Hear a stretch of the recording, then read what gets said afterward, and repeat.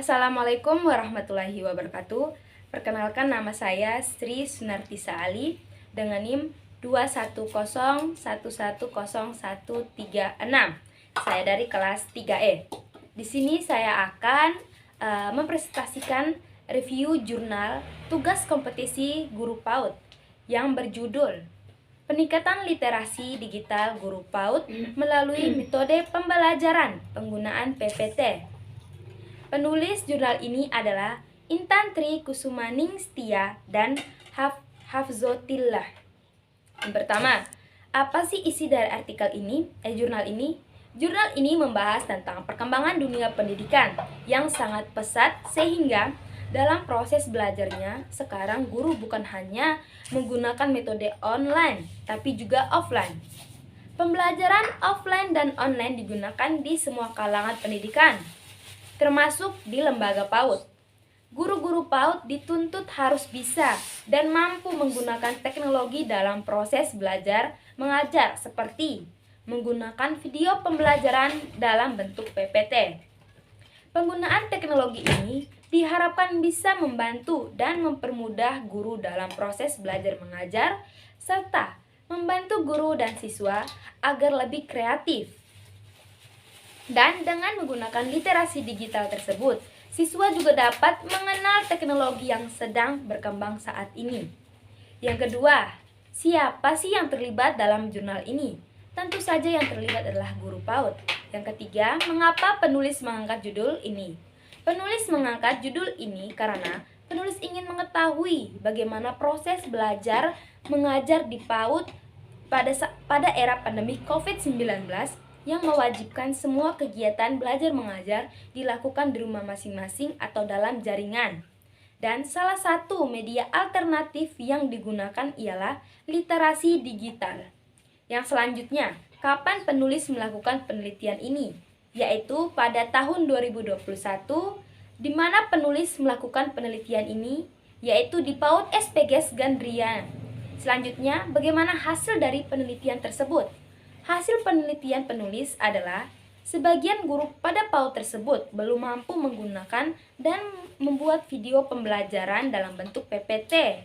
Proses pembelajaran sehingga dilakukan kegiatan pelatihan kepada guru-guru PAUD dengan cara pemberian materi dan metode. Materi dan metode tersebut yaitu dengan melakukan ceramah kombinasi dengan diskusi melalui aplikasi Zoom. Metode ini dipilih untuk menyampaikan konsep-konsep penting yang untuk dimengerti dan dikuasai oleh guru PAUD SPS Gandria. Penggunaan metode ini dengan mempertimbangkan bahwa metode ceramah yang dikombinasikan dengan gambar-gambar, animasi, dan display dapat memberikan materi yang relatif, lebih komunikatif, cepat, dan mudah. Materi yang diberikan meliputi yang pertama, perkembangan teknologi informasi dan komunikasi, dan kedua, pentingnya literasi digital dalam membuat bahan ajar yang menarik. Yang terakhir, kritik. Menurut saya, jurnal ini sudah cukup bagus karena menggunakan bahasa yang mudah dipahami dan penjelasannya yang cukup jelas. Pemilihan referensinya juga cukup banyak.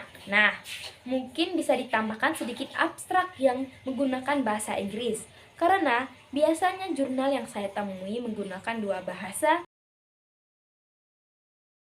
Baik, untuk jurnal yang kedua, yaitu jurnal yang berjudul Analisis Kompetensi Digital Guru Pendidikan Anak Usia Dini dalam Jabatan atau In Service Teacher.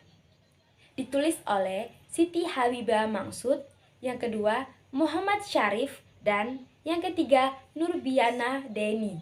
Yang pertama, apa sih isi dari jurnal tersebut? Nah, jurnal ini berisi tentang perkembangan informasi dan teknologi di abad 21 ini, serta perubahan yang terjadi di masyarakat secara global, menjadikan tuntunan profesionalisme seorang guru dalam melaksanakan tugasnya semakin berkembang karena guru memiliki peran yang strategis dalam bidang pendidikan yang merupakan salah satu penentu keberhasilan peningkatan mutu serta inovasi pendidikan. Dampak besar yang ditimbulkan oleh perkembangan informasi dan teknologi menuntut pendidikan saat ini harus mampu mempersiapkan outputnya untuk kehidupan profesional digital yang akan mereka hadapi ke depannya. Pentingnya kompetisi digital dalam pendidikan dan pelatihan baik calon guru maupun guru telah menjadi elemen kunci untuk meningkatkan kualitas pendidikan di abad 21 dan telah menjadi topik berulang yang dibahas oleh berbagai lembaga nasional maupun internasional. Yang kedua, siapa yang terlibat dalam jurnal ini? Tentu saja yang terlibat yaitu guru PAUD. Yang ketiga, mengapa penulis mengangkat judul ini? Nah, karena penulis ingin mengetahui apakah guru PAUD di era sekarang telah mempunyai kompetensi digital dalam dirinya dan apakah guru PAUD telah mampu menggunakan digital dalam proses pembelajarannya. Karena pada zaman sekarang perkembangan teknologi digital semakin pesat. Jadi, jika guru PAUD tidak mampu menggunakan atau memanfaatkan digital tersebut, akan mempengaruhi siswanya dalam proses pengenalan teknologi. Nah, yang keempat, kapan penulis melakukan penelitian ini? Tentu saja pada tahun 2021. Penelitian ini dilakukan selama 1,5 bulan, di mana penulis melakukan penelitian ini. Penulis tidak menyebutkan tempat penelitian secara jelas. Penulis hanya mengatakan penelitian ini dilakukan di sebuah lembaga PAUD. Nah, selanjutnya, bagaimana hasil dari penelitian tersebut?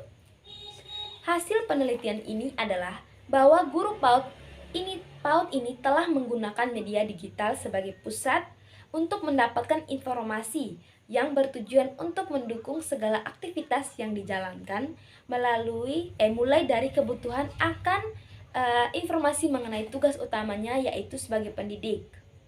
Untuk kompetensi digital guru PAUD, untuk dominan informasi, pemerolehan kebutuhan informasi guru telah sangat efektif dengan menggunakan media digital dalam pemerolehan informasinya. Namun, ketika mendapatkan informasi atau sumber belajar yang mereka dapatkan dari media digital yang bukan milik mereka, kemampuan untuk mengadaptasi atau memodifikasi sumber belajar untuk diterapkan dalam proses pembelajaran masih belum tercapai.